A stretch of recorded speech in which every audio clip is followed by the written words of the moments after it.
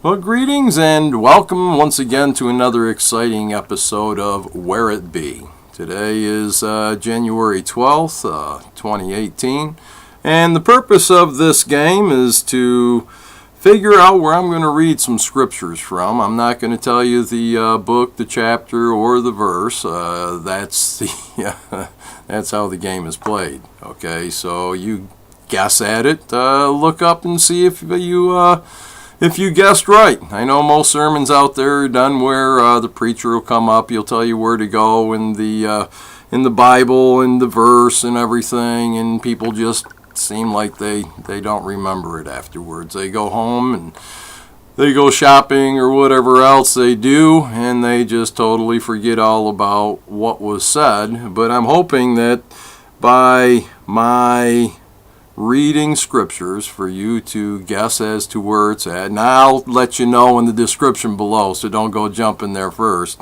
And I try to also put on a little lesson to help. I don't just pick these at random, but these give a little bit of a story, a message to it. But, you know, it's up to you to play the game and enjoy it. And I hope you do. Today's little lesson, mystery, search is going to be concerning adultery, basically,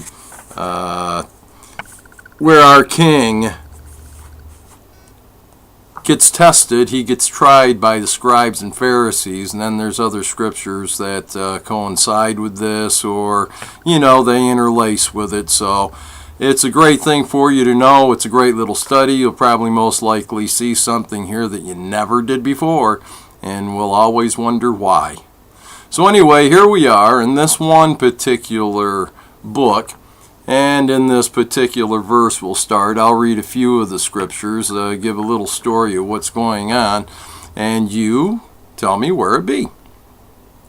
And early in the morning he came again into the temple, and all the people came unto him, and he sat down and taught them. And the scribes and Pharisees brought unto him a woman taken in adultery. And when they had set her in the midst, they said unto him, Master, this woman was taken in adultery in the very act. Meaning, I guess, they were doing the diddly-diddly when they got found out. So then they grabbed a hold of her and brought him to him. They said unto him, Master, this woman was taken in adultery in the very act. Now Moses in the law commanded us that such should be stoned. But what sayest thou? Now it's important when you do find out where this is at, and you read it for yourself, that you pay particular attention to the whole purpose of what is taking place here.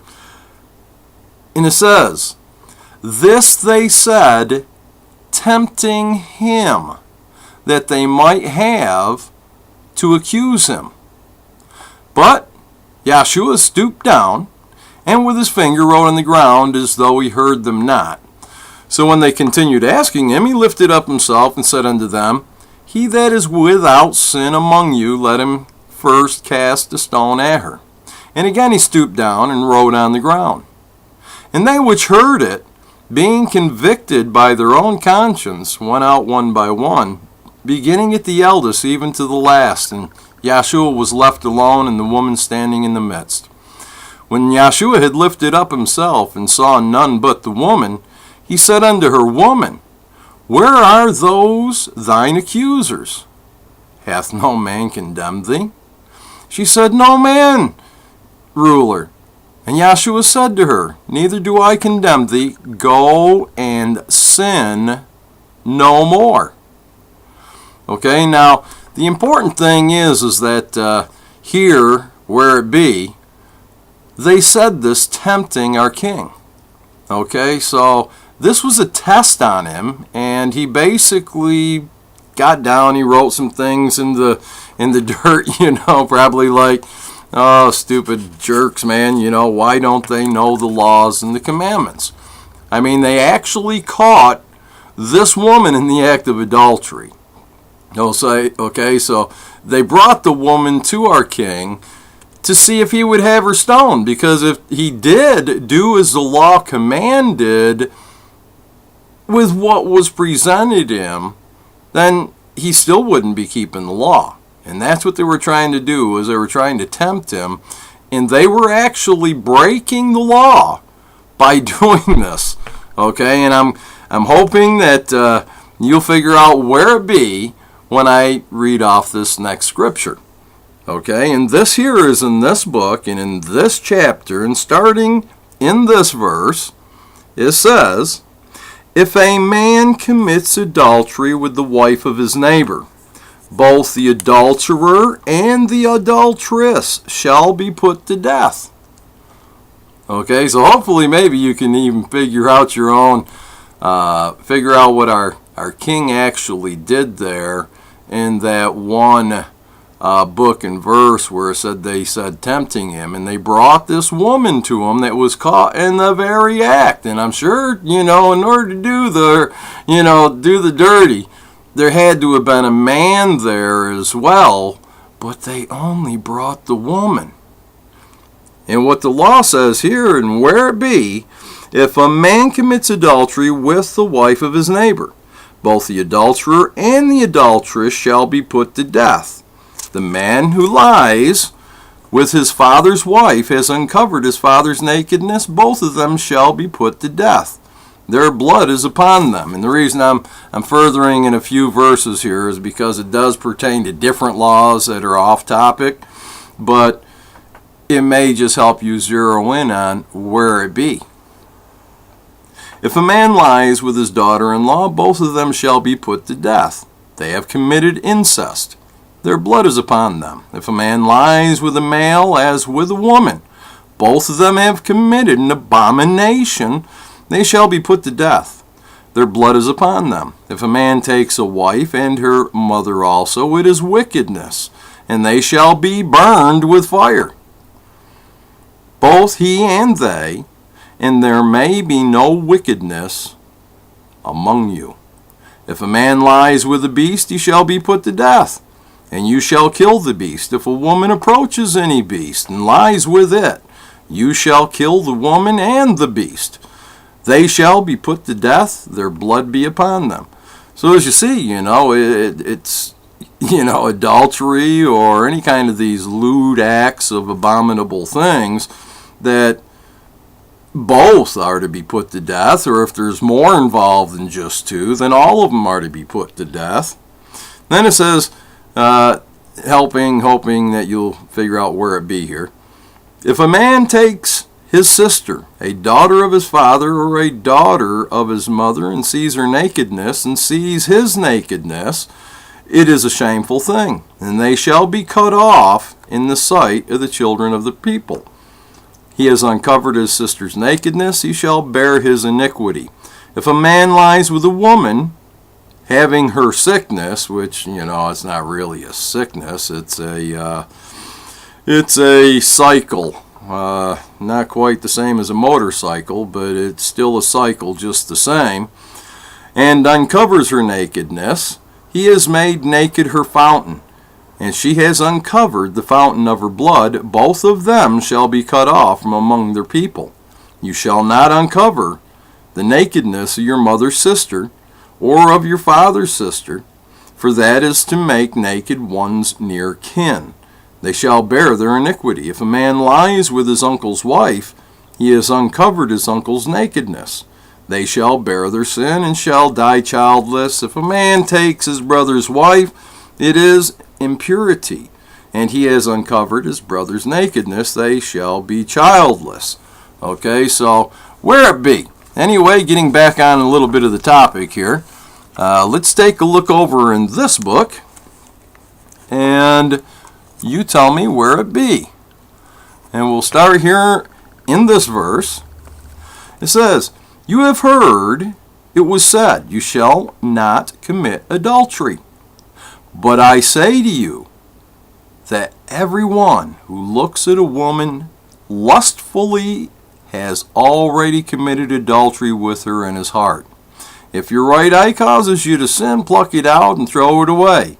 It is better that you lose one of your members, that than that your whole body be thrown into hell. Now, it's not really telling you to dig out your eye or cut off your finger or your hand or your foot. It's figurative, basically. Our Messiah spoke in parables. He's saying, look, whatever it takes, stop doing it. One way to stop lusting is to, what I do personally, which keeps me away from having lust for any woman, never had a lust for a man, is that, when I see them, and they're always, for the most part, there's very few out there that's modest anymore, but I visualize worms crawling around their cleavage and, falling out of their short shorts, and every crevice that they got exposed, I visualize parasites of some sort coming out or wiggling around, and that keeps me from having any desires at all. So if that's what it takes to help you out, by all means use that little trick. Look up on YouTube. There's plenty of videos out there to show you all sorts of human parasites, and most of these out there anyway, committing adultery or whatever else, they most likely do have them. You just don't see a lot with the naked eye, pretty well concealed, so you get what you pay for. Anyway, let's further a little bit and tell me where it be. And if your right hand causes you to sin, cut it off and throw it away. It is better for you to lose one of your members than that your whole body go into hell. It was also said, whoever divorces his wife, let him give her a certificate of divorce. But I say to you that every one who divorces his wife, except on the ground of unchastity, makes her an adulteress. And whoever marries a divorced woman commits adultery. Wow. It's an adulterous nation we live in, I'll tell you that. Everybody can see that. Okay, so then let's take one more look here, and you tell me where it be, and we'll close this up. It's just helping you out a little bit for future reference if you're seeking salvation or you just want to play the game, because it's a fun game to play. But I'm hoping that you're learning something from it as well.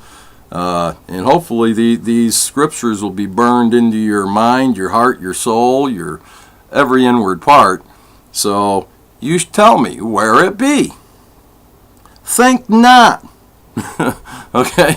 This guy's saying, don't even contemplate. Don't consider. Don't think. Just stop it. Don't even think. Think not that I have come to abolish the law and the prophets.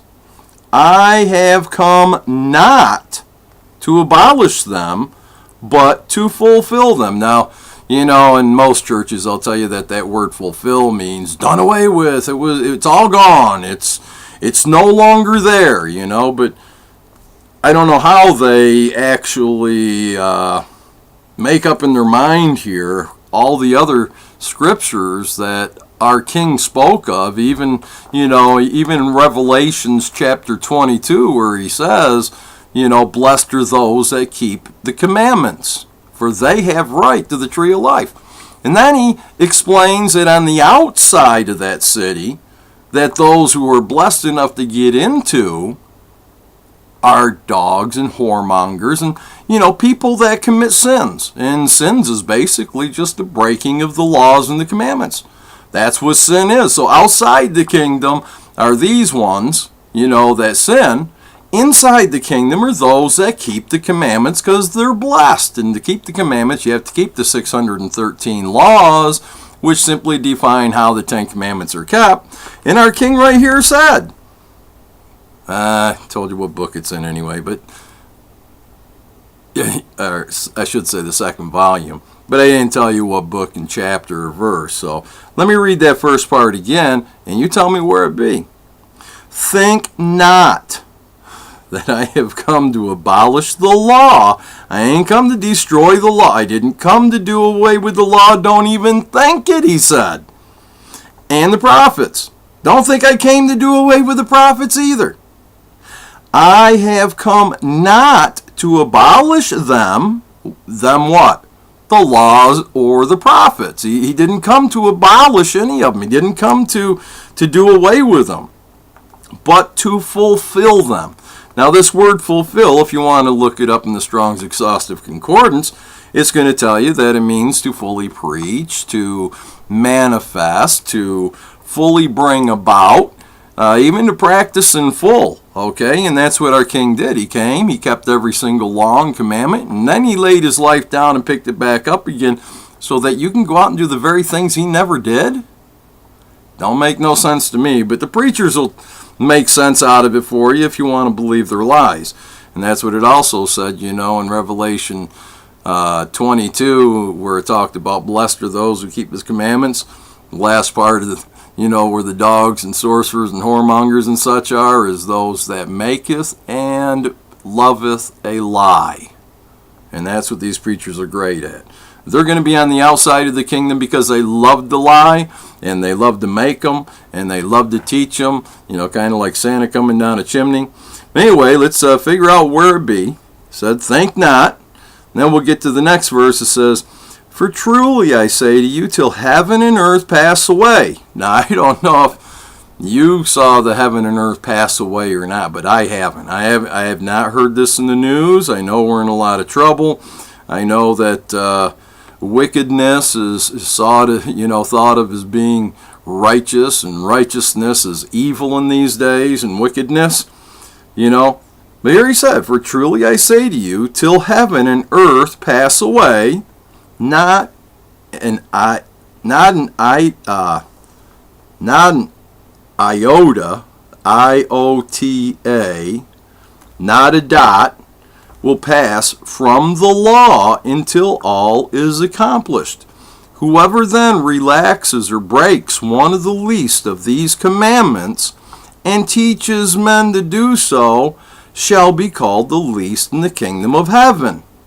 Now, I did bring one of these where it be challenges earlier, where we had discussed certain scripture where it talked about in that day will burn as an oven, and it talked about where those that are wicked and do evil will be ashes under the soles of the feet of the righteous in that day.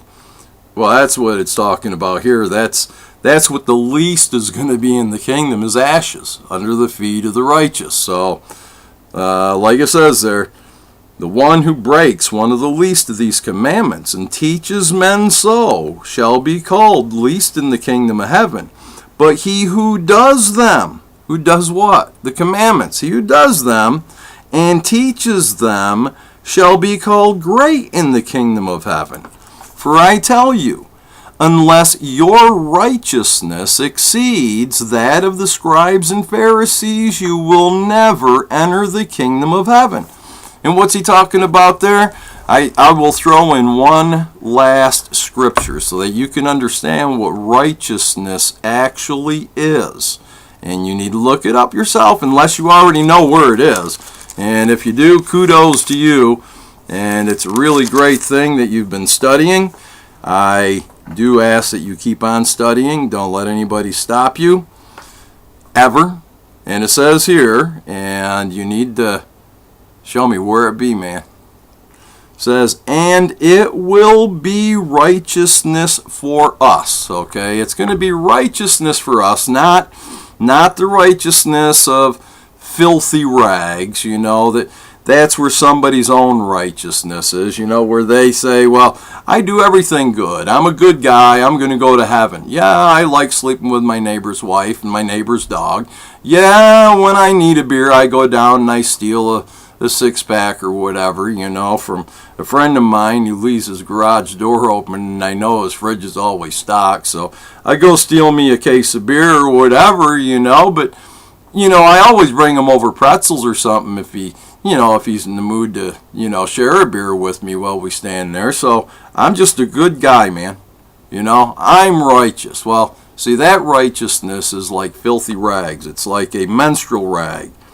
But it says here, and it will be righteousness for us if we are careful to do all his commandments before Yahweh our Father, as he has commanded us. So our righteousness that we should be seeking, not our own righteousness, where we think we're doing well and wonderfully, but we're actually breaking these commandments, thinking we're doing well. That is the righteousness, our own righteousness, that's like filthy rags. But if you want to be doing better righteousness, more righteousness than the scribes and the Pharisees, which you have to do in order to make it in the kingdom, then you got to be keeping the laws and the commandments that are in this book of the written word better than they did. And as you seen earlier, they even tried to go ahead and tempt or test our Messiah by bringing a woman to him that was caught in the very act of adultery, but they only brought the woman. They didn't bring the man. So our king flip-flopped it back on him, and he let him know, hey, you without sin, go ahead and cast first stone. It was a whole lot easier than him sitting there and condemning all the scribes and Pharisees and the priests that devised this little plan to try to put him down so that they could say, see, if you was the Son of the Most High, then you would have known that it was a law that you have to bring a man and the woman. Okay, so this was a test.